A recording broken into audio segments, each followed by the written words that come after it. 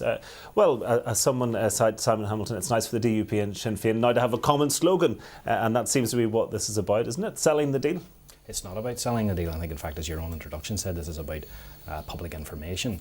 I know that the campaign of trying to get people to get a bit more knowledge and get a bit more information about what was agreed at Hillsborough has come under attack from Basil's party and from the SDLP as well today. And it is a bit rich for anybody from the Ulster Unionist Party or the SDLP to be attacking this public information campaign whenever, back in 1998, millions upon millions of public money was spent, not just on £20,000 worth of advertising as we see for this, but on putting the Good Friday Agreement through the door of every house in Northern Ireland, glossy television adverts, millions and millions of pounds spent on that. I didn't see anybody in the Ulster Unionist Party or SDLP complaining at that time. Well, the difference there perhaps was that was a referendum, people had to vote on it, and therefore they needed to see what they were voting on. This is entirely about engendering greater knowledge and understanding, and I cannot understand why anybody would disagree with trying to get more knowledge and more information for people. I mean, what next? Are they going to look for the burning of books next? Basil McCrea? Well, our problem with the Hillsborough Agreement is that we weren't part of it. When we've looked at the document that came out after it, it could have been put on about half a page, 2 dates for the devolution of police and justice, and a lot of wishful thinking and everything else. It is disappointing that we weren't invited into the proper discussions.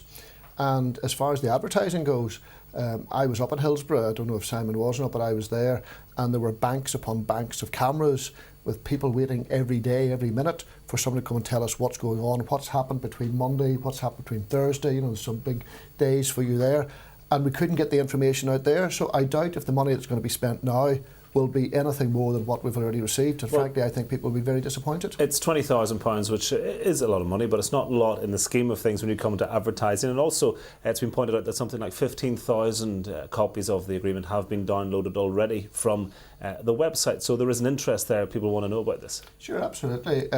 People in all walks of life should look and have a look at the detail for themselves. I'd encourage them on that. But many people will make up their own mind by what they hear from their political representatives. And the argument that we're trying to put forward is the executive is supposed to be an inclusive body that works together to solve the problems that face all of the people of Northern Ireland. Were we able to get such an agreement, I think then people would feel a lot happier about things. And I cannot for the life of me understand why the DUP and Sinn Féin sought to exclude all the other parties, save themselves. And Martina, it hasn't obviously been just the Ulster Unionist and the SDLP who are annoyed about this. We've heard from Jim Allister too. Yes, we've had the DUV leader issue a statement questioning whether this is lawful to use taxpayers' money to promote what he says is a political campaign. Now, the Office of First and Deputy First Minister have insisted that this campaign simply reiterates what's already been said by the First and Deputy First Minister. He's put a complaint in with Ofcom, Simon Hamilton, who regulate broadcasting, suggesting that it does breach the law in that respect. So it's actually down to the broadcasters to decide. You're confident that it doesn't?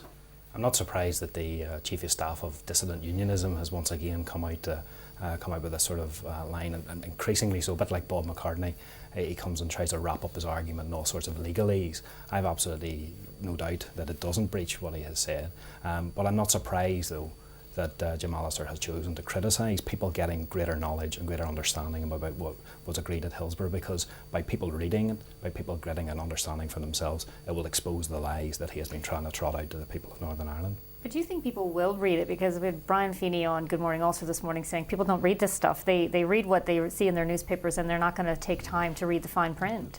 Brian is sounding increasingly some parties in this assembly the other day were described as grumpy parties, and I think Brian fits into that category as well. I don't think I've ever heard Brian say a terrible lot of positive things about what's going on in Stormont. At least Basil and I would agree that there are at least some positive things going on here at times. But why doesn't the First and Deputy First Minister, why don't they simply come on programmes like this and promote it? Why do they have to spend taxpayers' money to get people to read it? Well, I think you have seen the promotion of that. You'll see continually promotion through media as well. But I think it's sometimes, I don't expect the BBC to necessarily agree with this, but sometimes it's good for people to get an analysis of something themselves by reading it pure and simple, black and white on a page, and not having it sort of filtered through the media and the interpretation that sometimes can be put on it through certain media outlets. Basil McCrea, let's just talk about one of the other issues here. Flowing from the Hillsborough deal is this working group to look at the functioning of the executive. We hear now that Reg MPs agreed to co-chair it with Margaret Ritchie. They've had their first meeting today. And interestingly, Katrina Ruan is on that committee, so it's a subcommittee of the executive. Reg MP says he wants to sort out education. Previously, there were attempts to do that with a subcommittee which didn't succeed. Do you think there's any chance now of actually getting that issue resolved? Well, I think Katrina is an interesting choice to put on the committee. The fact remains that either we can get some consensus or we can't. We've made it quite clear that our opposition to what's going on is that we've had the powers for education for over 2 years now, and we have not yet found a way of getting consensus. Now, we spent 122 hours negotiating over parades and devolution police and justice at Hillsborough. You would think that you could spend at least similar amounts of time trying to deal with education, which affects many of our parents and certainly all of our young people. And the challenge that we have put out quite simply, and we're quite firm in this, Reg did not go in lightly to chairing this committee. We talked about it at the Assembly Group at length, and what we have said is that the education issue is a litmus test. It is a serious test. Either we can get education sorted out, and we're not saying it has to be what we want, it has to be sorted out to the satisfaction of all parties, or we will conclude that the executive is not able to function properly and we will have no confidence in it in terms of looking after policing and justice. Were you seeking Katrina Ruan's participation in this subgroup? Did you think that was crucial? Well, it depends on her attitude. She's actually issued a statement today about the education situation, and it seems to me, A, she hasn't changed her mind, and B, she remains narrowly focused on just one element. We are keen to see if our issues can be addressed in their totality by other members of the executive. Katrina is the dysfunctional minister. She is the person that gives the executive a bad name. It is not for me to say to her party what they have to do with her, but I can tell you from our point of view, she does not help us build a consensus. And if we do not get a consensus, we do not have a government. Simon Hamilton, some people thought trying to sort out parades in a couple of weeks was difficult enough. You've got education to sort now too. Well, I agree with Basil on the extent that this is an issue that we would hear at a constituency level on a regular basis. People do want to see it dealt with. There have been innumerable efforts made by other parties to try to get this sorted out. I know there is ongoing work on a cross-party basis to attempt to get this sorted out. The one missing link in all of that has been Sinn Féin and principally Katrina Ruan. And I welcome the fact that Sinn Féin, in fact I welcome the fact that all parties are involved in this working group. There is this tag of dysfunctionality put on the executive.